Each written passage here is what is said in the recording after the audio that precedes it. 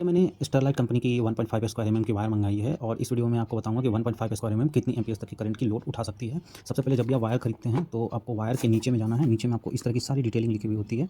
यहाँ आप देखोगे तो सारी डिटेलिंग यहाँ लिखी हुई है, अच्छे से स्क्रीन को रोक करके भी आप देख सकते हैं। तो यहाँ आप देखना कि यहाँ पे मैक्सिमम जो हम लोग यूज़ करते हैं 1 स्क्वायर एमएम से लेकर के 6 स्क्वायर एमएम तक यूज़ करते हैं। इसमें मैंने जो खरीदा है आप अपना हिसाब से देख सकते हैं, 1 स्क्वायर एमएम के खरीद रहे हैं या 1.5 या 2.5 या 4 स्क्वायर एमएम की कैसी वायर को आप परचेस करें अपनी नीड के हिसाब से।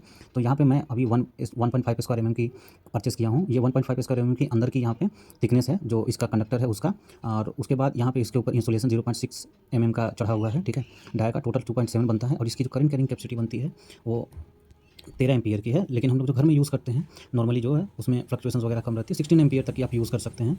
तो यहाँ पे अगर मुझसे बोला जाए तो जो इसका नॉर्मल विदाउट डैमेज जो इसकी करंट कैरिंग कैपेसिटी है वो 13 एम्पियर तक की है। किसी किसी कंडीशन में ही आप 16 एम्पियर तक का यूज़ करें तो ये इसकी एक्चुअल है 13 एम्पियर्स तक की करंट को ले सकती है।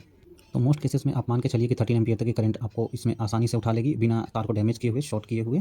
और किसी कंडीशन में जैसे बल्ब वगैरह जला रहे हैं उसमें चल जाता है, ठीक है, 16 एम्पियर तक भी तो भी ये काम कर जाती है। तो ऐसा नहीं है 16 एम्पियर तक की वैसे चल जाएगी, लेकिन आप 13 एम्पियर को मान के चलिए, ठीक है, ताकि आपका डैमेज वगैरह नहीं हो। किसी कंडीशन में भी आप 16 एम्पियर तक का यूज़ कर सकते हैं। वो यहाँ पे कंडीशन ऊपर में लिखी हुई है, ठीक है, ये अलग अलग लिखी हुई है। और ये ध्यान रखें कि ये सिंगल पेज में आपको यूज़ होगा। तो सिंगल फेज के लिए ये सारी एम्प्स की लिखी हुई है। ये एम्प्स की रेटिंग है, जैसे 1 स्क्वायर एमएम की जो है 11 एम्प्स तक उठा सकती है और आपका जो नॉमिनल करंट है उसमें 12 एम्पियर तक की उठा सकती है। 2.5 स्क्वायर एमएम है, ये भी काफ़ी यूज़फुल होती है, ज़्यादा यूज़ होती है। तो 18 एम्प्स तक ये करंट की भार आराम से उठा सकती है। 18 एम्प्स तक इसकी है क्षमता। इसी दूसरे कंडीशन में ये 22 एम्प्स तक भी उठा सकती है, ठीक है।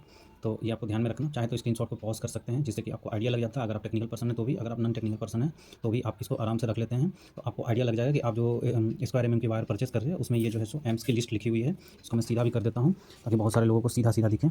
तो ये इसकी एम्प्स की है। रेजिस्टेंस से उतना वैल्यू नहीं रखता है यहाँ पे, जो नॉर्मल घर में यूज़ करते हैं उससे रेजिस्टेंस से ज़्यादा मतलब नहीं रहता है, ठीक है। और ये यहाँ पे है और मैं कुछ लोग जो इसको फ्लैट मोड में देख रहे हैं उनके लिए यहाँ से कर देता हूँ तो दोनों तरफ से लोग देख सकते हैं इसको आसानी से। एक चीज़ और का ध्यान रखना, जैसे ये कंपनी है ना, ये कंपनी बनाई है तो इसकी जो कॉपर का यूज़ करने की क्वालिटी है उसके ऊपर उन्होंने अपने एम्प्स को यहाँ पे डिनोट कर रखा है, ठीक है।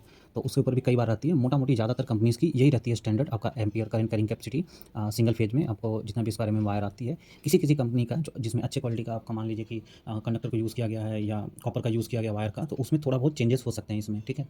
तो नॉर्मली यही रहता है। तो ये भी मैं आपको लगा के बता देना चाहिए, क्योंकि कंपनी कोई होती है जो हाई स्टैंडर्ड की क्वालिटी ऑफ वायर्स को यूज़ करती है, थोड़ी महंगे आते हैं कॉस्टली, उसमें आपको 1-2 एम्पियर की यहाँ पे फ़र्क नज़र आ सकती है। ओवरऑल स्टरलाइट कंपनी की वायर काफ़ी अच्छी लग रही है देखने में, और ये इस तरह से वायर है इसकी देखने में आपको काफ़ी अच्छी लगेगी कि जिस तरह से आप देख रहे हैं यहाँ पे इंसुलेशन वगैरह भी ठीक ठाक दिया गया है। एक चीज़ और आपको बतानी थी, बहुत बार क्या होता है ना, लोग को नहीं पता चलता कितनी वायर हमने यूज़ कर लिया है, और ये नॉन रिटर्नेबल आइटम रहता है अमेज़न और फ्लिपकार्ट पे, तो ध्यान में रखना है आप।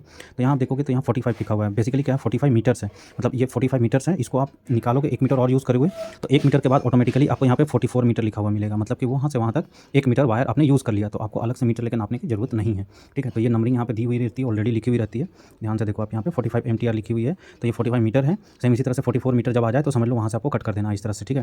तो इस तरह से आपको 1 मीटर का अंदाजा लग जाएगा, और जितने मीटर्स आप यूज़ करना चाहते हो उतने मीटर्स का आपको अंदाजा लग जाएगा, जो कि वायर पे ही लिखी हुई रहती है। जैसे 44 मीटर है, 1 मीटर और यूज़ करेंगे तो यहाँ 44 मीटर हो जाएगी। उसी तरह से जितना यूज़ करते जाएंगे 22 मीटर 1 मीटर तक आपको लिखी हुई वायर पे ही मिल जाएगी।